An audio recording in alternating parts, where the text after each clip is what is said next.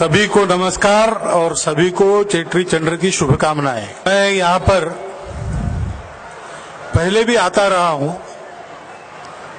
नागपुर में मैं कॉलेज में पढ़ता था, तब कमाल टॉकीज चौक में एक कार्यालय लेकर हम 4-5 लोग रहते थे और इस जरीपटका नगर की 2 सायम शाखाओं को देखने का मेरा दायित्व था। हम सिंधी भाषिक लोग हैं, मूल स्थान हमारा सिंध में है। आज हमारे राष्ट्रगान में तो सिंधु या सिंध दोनों में किसी एक शब्द का उपयोग करने की अनुमति है, लेकिन प्रत्यक्ष वो भूमि है, वो हमसे अभी दूर है। ऐसा होने पर भी जब वहां के लोगों को अभी वहां कहना पड़ता है वो तो यही था, लेकिन अब दूसरा देश बन गया है, तो उनको अपना इतिहास लिखने की जब बारी आई तो लिखने का काम जिन विद्वानों को दिया था, उन विद्वानों ने सरकार को कहा कि हम कौन सा इतिहास लिखें। हम अगर पाकिस्तान का इतिहास लिखे तो इतिहास है ही नहीं, वो तो 15 अगस्त 1947 के बाद का है, लगभग वर्तमान ही है। कोई लंबा इतिहास नहीं, कोई परंपरा नहीं। परंपरा तो अब डालनी पड़ेगी, और जो डाली गई वहां वो अच्छी तो नहीं दिख रही।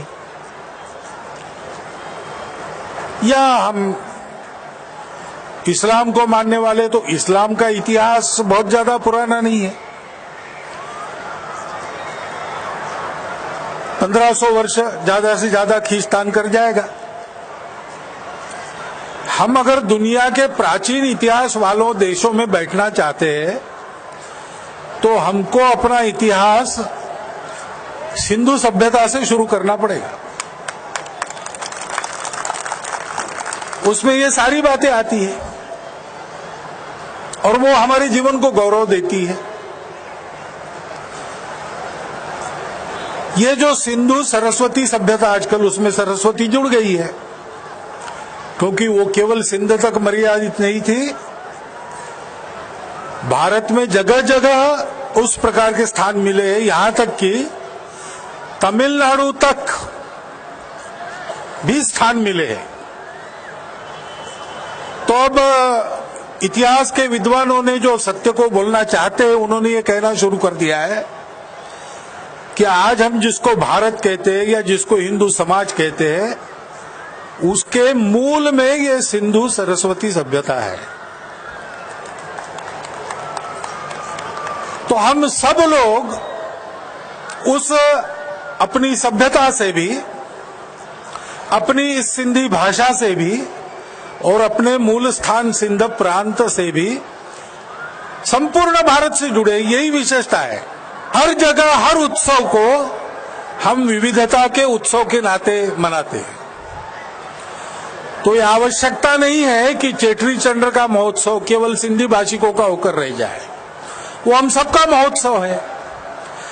इस बात का अनुभव देने के लिए और अनुभव लेने के लिए मैं यहाँ पर आया हूँ।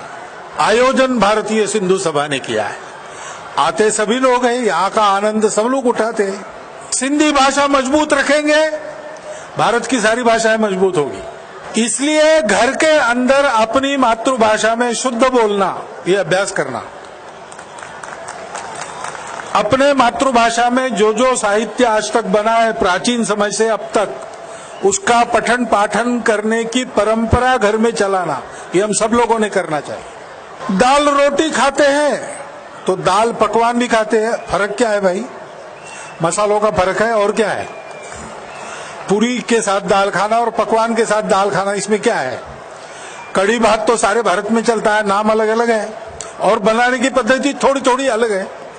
सिंध की कड़ी बड़ी प्रसिद्ध है और अलग है। उसी को दक्षिण में जाओ तो पुली कहते हैं, थोड़ा अलग प्रकार से बनाते हैं। कहीं गाढ़ी बनती है, कहीं पतली बनती है, थोड़ा मसाला अलग अलग होता है, लेकिन कहीं की भी कड़ी खाओ, याद तो कड़ी ही आती है। ऐसे ही सिंधी भाषा की सुरक्षा में भारत की सुरक्षितता है। विविधता में एकता के भाव को लेकर चलना ये हमारी विशेषता है।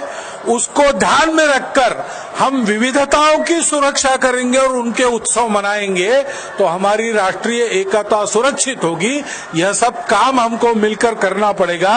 इस दिशा में सिंधु सभा जो प्रयास कर रही है उसमें जैसे कहा गया कि बाला साहब के कहने पर ये शुरू हुआ उनकी प्रेरणा से, वैसे आज भी राष्ट्रीय स्वयंसेवक संघ सिंधु सभा और केवल सिंधु सभा नहीं, हर भारतीय भाषा भूषा भजन भोजन भवन भ्रमण की सुरक्षितता में सर्वत्र सहायता करता है जहां जितनी ताकत है और करता रहेगा।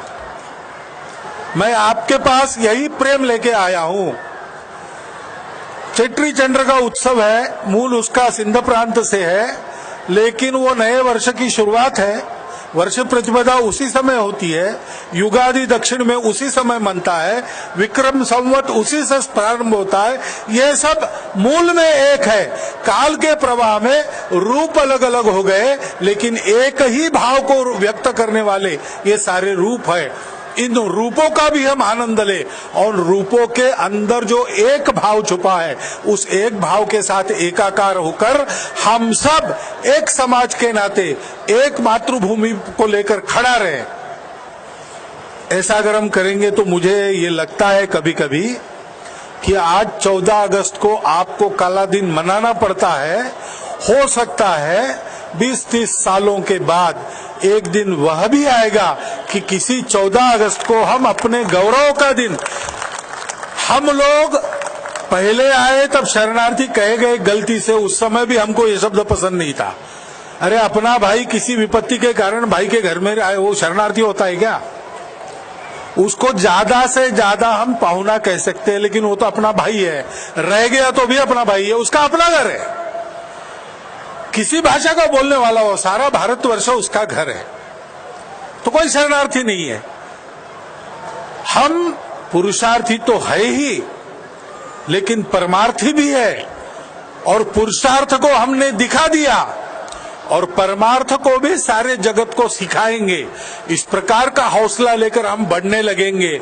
उस दिन को, जिस दिन आप अपने सिंध की भूमि पर खड़े होकर संत कंवर राम के भजन गाएंगे, उस दिन को भी देखना आपके इसी शरीर में, इन्हीं आंखों से आपको नसीब हो सकता है। इस बात को ध्यान में रखते हुए वह शुभ दिन आप देखें, यह शुभकामना आपको देता हूं। चेट्री चंद्र के पर्व की आपको शुभकामना देता हूं और मेरे 4 शब्द समाप्त।